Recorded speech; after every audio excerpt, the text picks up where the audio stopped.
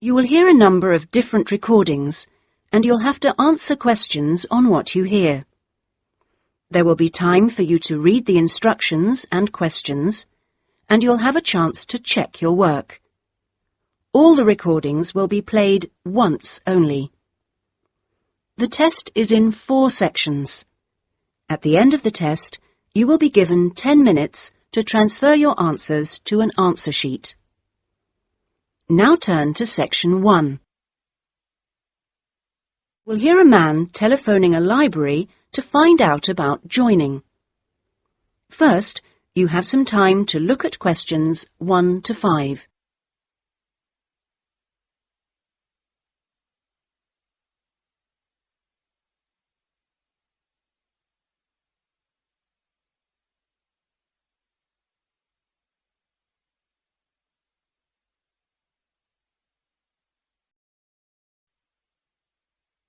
Now we shall begin.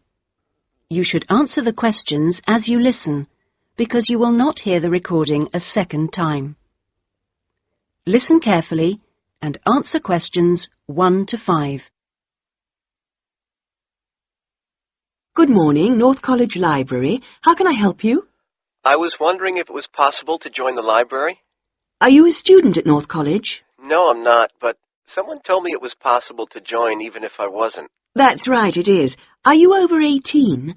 That's our minimum joining age. Yes, I am. That's no problem then. Could you tell me what I have to do to join? Well, you'll need to come into the library and fill out some forms. You'll also need to bring 2 passport photos with you. We also need 2 documents for ID, so a driving license would be fine. I've got that. And what else? A credit card? No, it needs to have your address on it. Shall I bring a bank statement? Would that do? That'll be fine. Good. Does it cost anything to join? Well, it's free for students here, but otherwise it's £125 per year, or £25 if you've got a current student card from another college. I was at Westerly College until last year, but now I've got a job at Jefferson Steel Factory. It's more expensive than I thought. My local library is free. But you'll find they don't have the range of reference books or facilities which we buy for our students. That's why you have to pay to be an external member. I see. How many books can I borrow? We allow 12 items borrowed at any one time if you're a student, and that includes CDs, DVDs and videos. However, it's only 8 items for members of the public. Fine. And how long can I have them for? Well, you can have both fiction and reference books for 4 weeks, which isn't bad, really. And what happens if I return them late? Like all libraries, there's a fine system in place. The minimum fine is £1.50, but it can be much higher for some items, up to £5 per week. We'll give you a booklet with all the details when you join. You can always renew items, if they're not required by anyone else, by telephoning or logging onto our website. Before you hear the rest of the telephone call, you have some time to look at questions 6 to 10.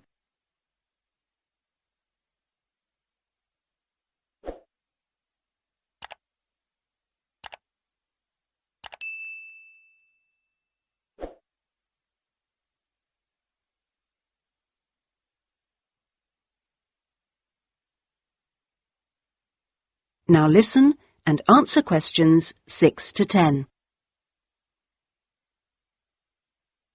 What about the computers? Can I use them free of charge? For college students it's free, but for external members like yourself, the first hour is free, and then we make a nominal charge of £1 per hour thereafter. Do I have to book in advance for them? Oh, yes, it's advisable. Most people tend to book 24 hours in advance, although sometimes you can get one with only 6 hours' notice. However, the earliest you can book a computer is 48 hours before you need it, and you can only book 1 hour at a time. If no one else has booked the computer out, then you may be able to have another hour if you want. We have a wide range of databases, so the computers are in great demand. I'm thinking of doing some writing, and I might need to access national newspapers. Do you have them on these databases? We do indeed. We've got all the big nationals, The Guardian and The Observer, The Independent, and The Times and Sunday Times. We've also got all the local papers and a wide selection of magazines. Excellent. I assume you have photocopying facilities? Of course. 5p a sheet for both A4 and A3 black and white copies, and 40p a sheet for colour. You can get a card from the counter here. It doesn't take coins. Okay. Oh, by the way, another thing I was wondering about was if you ran any writing classes through the library. We do, but you'll have to speak to John Grantingham about that. He's our resident author. He runs the creative writing classes. John Grant... could you spell that for me, please? Certainly. Grantingham.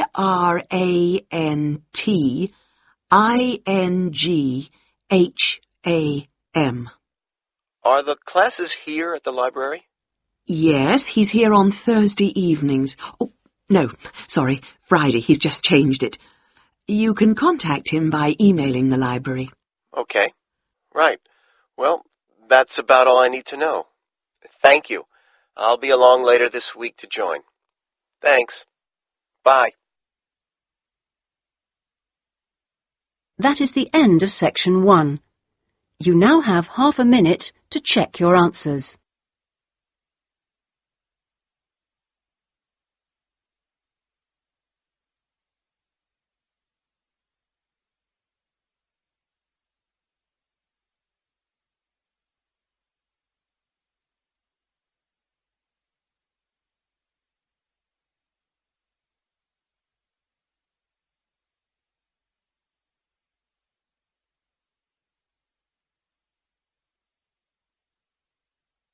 Now turn to section 2.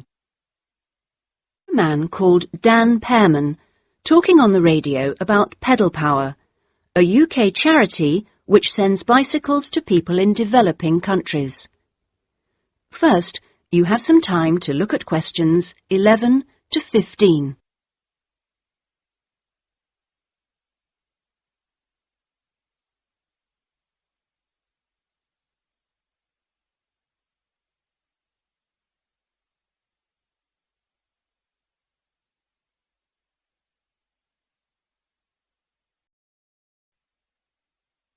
Now listen carefully and answer questions 11 to 15.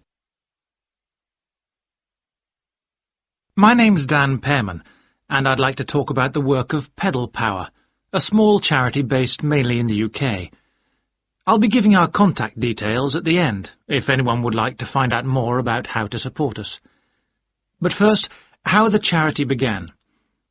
I got the idea of exporting bicycles to developing countries while I was in Ecuador. I went there in 1993, just after graduating from university. After 3 years of studying, I wanted adventure. I loved travelling, so I decided to join a voluntary organisation and was sent to Ecuador to carry out land surveys. The project came to an end after 5 years, and when I returned to the UK in 1998, I started planning Pedal Power. Where I lived in Ecuador was a very rural area. My neighbour had the only bicycle in the village, whereas everyone else walked everywhere. My neighbour's business was unusually successful, and for years I couldn't understand why. Then I realised having a bike meant he could get where he wanted to go without much trouble. Other local carpenters could only accept jobs in a 3-kilometre radius, so no matter how skilled they were, they could never do as many jobs as my neighbour. At Pedal Power, we collect second-hand bikes in the UK and send them to some of the poorest regions in the world. When we distribute bikes overseas, we don't give them away for free. We'd like to, but long-term that doesn't really help the local economy. The demand for bikes is enormous, which makes them very expensive locally. So we sell them for 5% of the normal price. But in order to continue operating, we need to have a constant supply of bikes which we send out every 6 months. One example of a town that's received bicycles from Pedal Power is Rivas. It was the first place I sent a full container of bicycles to. Most people there now own a bicycle. The local economy has developed so much you wouldn't recognize it as the same place. In fact, there are more bikes than on the streets of Amsterdam, if you've ever been there. But pedal power still needs your help. You may have read about some of our recent problems in the British media. In August 2000, we simply ran out of money. We had containers of bikes ready to send, but no money to pay the bills.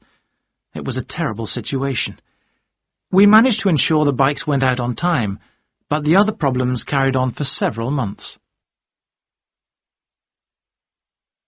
Before you hear the rest of the talk, you have some time to look at questions 16 to 20.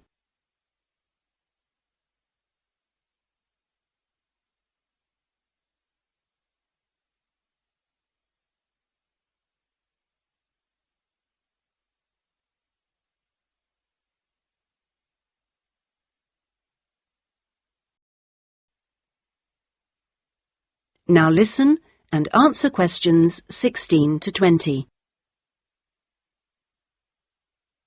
Fortunately, in October 2001, we won an Enterprise Award, which helped us enormously.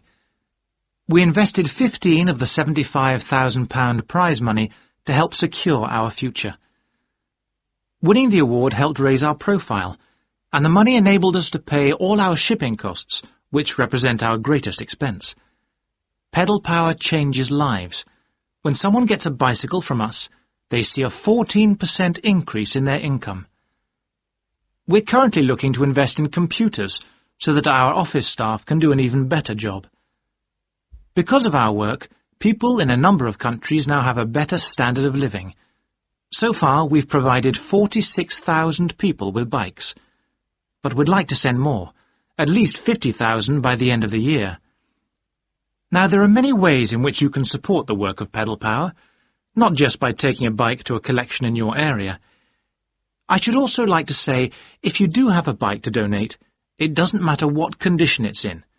If we can't repair it, we'll strip it down for spare parts. Of course, to do that we always need tools, which are expensive to buy, so we welcome any that you can give. Also, you could help by contacting the voluntary staff at our offices. They'll be able to suggest activities you could organise to bring in funds for us. People do all kinds of things, including, of course, sponsored bike rides. Also, we're always interested to hear of other places that would benefit from receiving a consignment of bikes, and welcome suggestions from people who've been to developing regions on their travels. We hope that by talking on radio programmes like this, we will be able to raise public awareness, which will lead to government organisations also giving us regular financial support, something that we really need. If you'd like some more information about where to donate an old bicycle or offer help in other ways, please contact us on 019. That is the end of section 2. You now have half a minute to check your answers.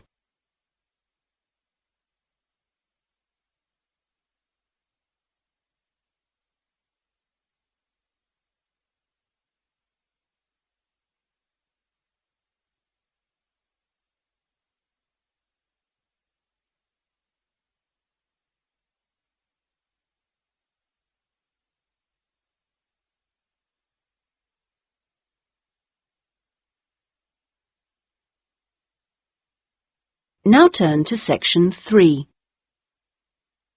Section 3.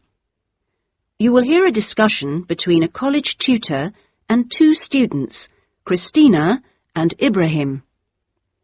First, you have some time to look at questions 21 to 26.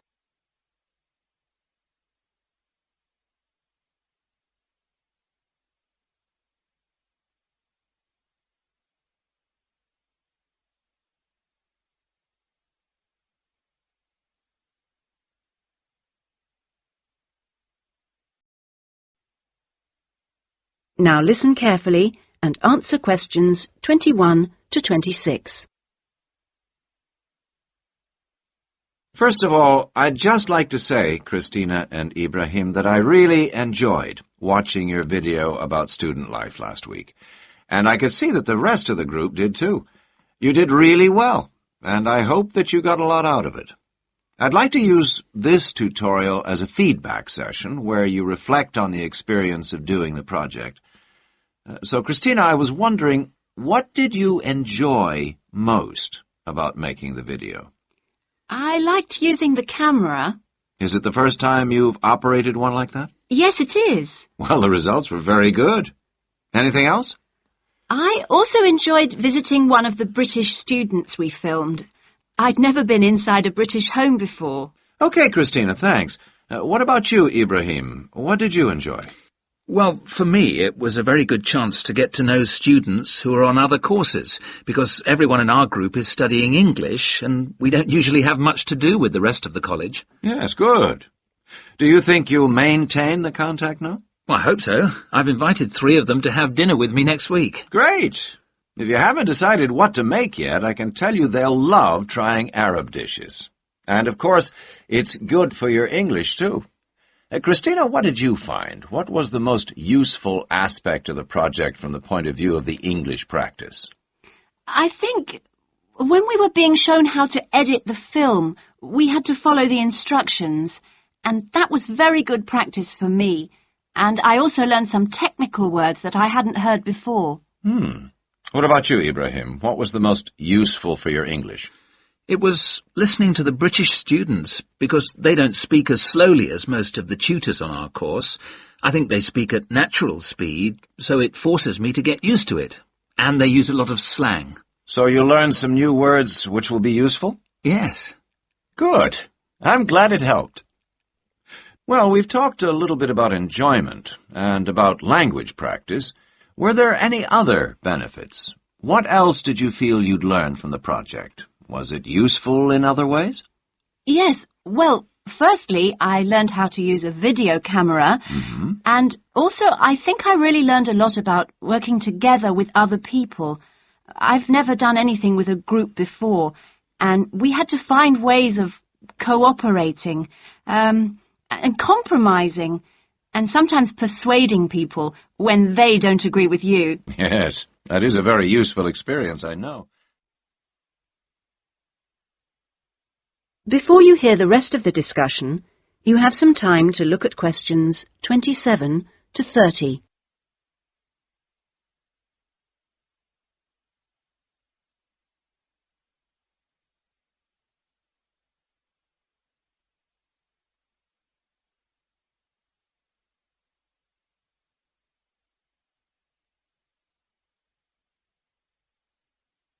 Now listen and answer questions 27 to 30.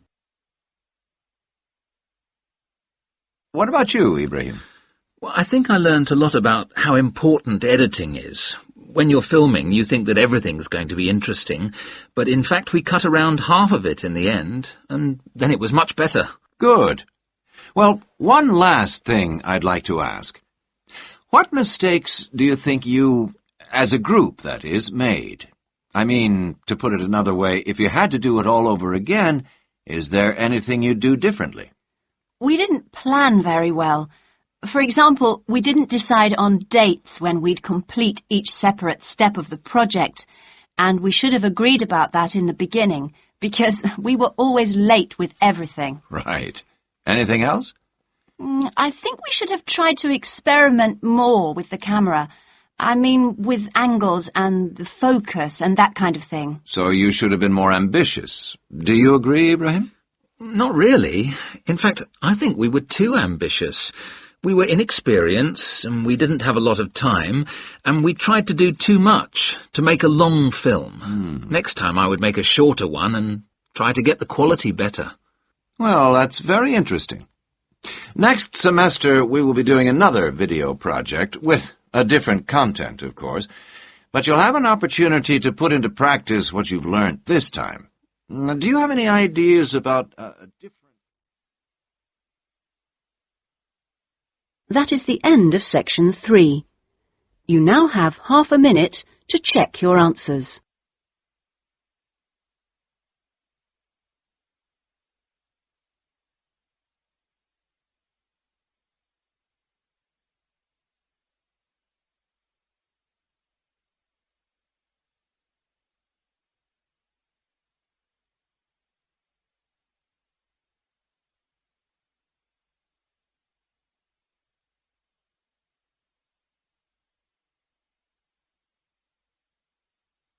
Now turn to Section 4. Section 4. You will hear a talk about scientific research in the continent of Antarctica. First, you have some time to look at questions 31 to 40.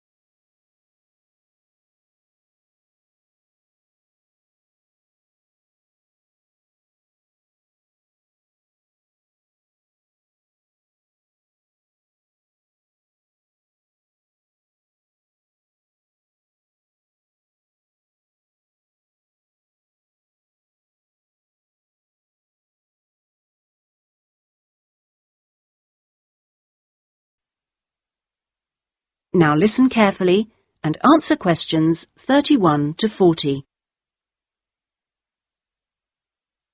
Tonight I'm going to talk to you about that remarkable continent, Antarctica. Remote, hostile, and at present uninhabited on a permanent basis. For early explorers, it was the ultimate survival contest. For researchers like me, it remains a place of great intellectual challenge, while for the modern tourist, it's simply a wilderness of great beauty. First, some facts and figures. Antarctica is a place of extremes, the highest, coldest, and windiest continent, and over 58 times the size of the UK. The ice cap contains almost 70% of the world's fresh water and 90% of its ice. But with very low snowfall, most of the continent technically falls unbelievably into the category of desert. Huge icebergs break off the continent each year, while in winter, half the surrounding ocean freezes over, which means its size almost doubles. Research and exploration has been going on in Antarctica for more than 200 years and has involved scientists from many different countries who work together on research stations. Here, science and technical support have been integrated in a very cost-effective way. Our Antarctic research program has several summers-only stations and 2 all-year-round ones. I was based on one of the all-year-round ones. The research stations are really self-contained communities of about 20 people. There's living and working space, a kitchen with a huge food store, a small hospital, and a well-equipped gym to ensure everyone keeps fit in their spare time. The station generates its own electricity and communicates with the outside world using a satellite link. Our station, 01, had some special features. It wasn't built on land, but on an ice shelf, hundreds of meters thick. Supplies were brought to us on large sledges from a ship 15 kilometers away at the ice edge. Living in the Antarctic hasn't always been so comfortable. Snow buildups caused enormous problems for 4 previous stations on the same site, which were buried and finally crushed by the weight. Fortunately, no one was hurt, but these buildings became a huge challenge to architects, who finally came up with a remarkable solution. The buildings are placed on platforms, which can be raised above the changing snow level on legs which are extendable.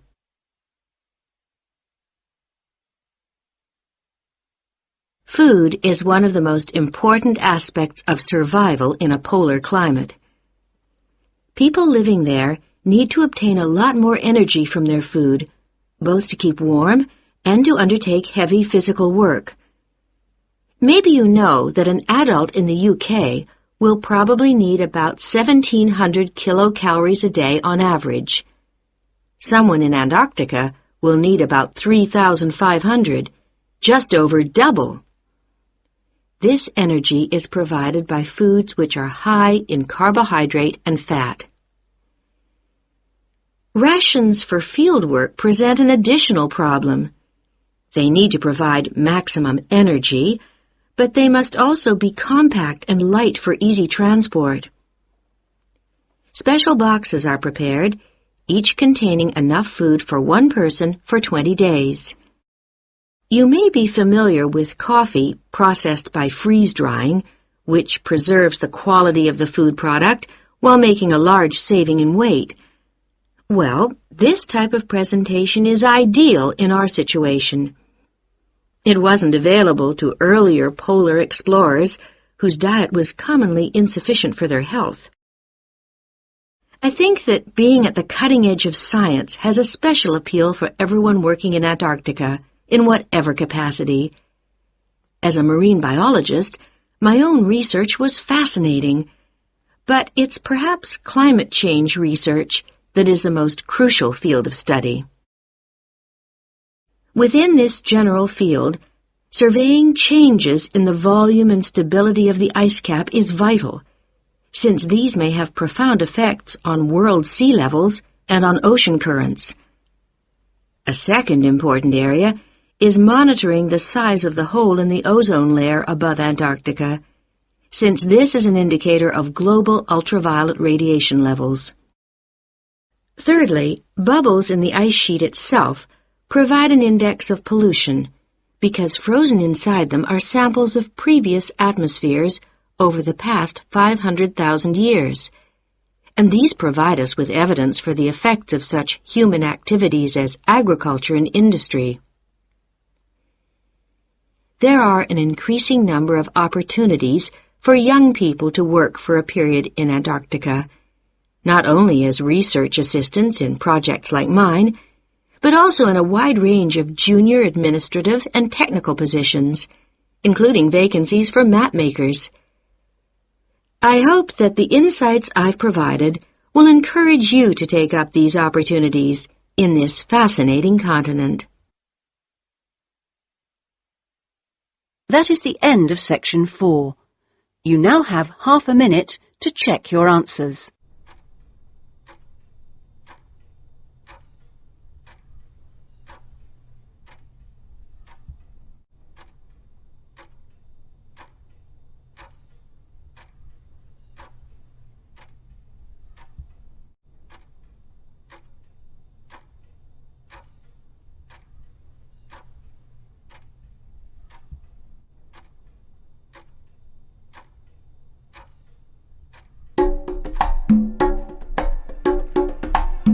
That is the end of the listening test.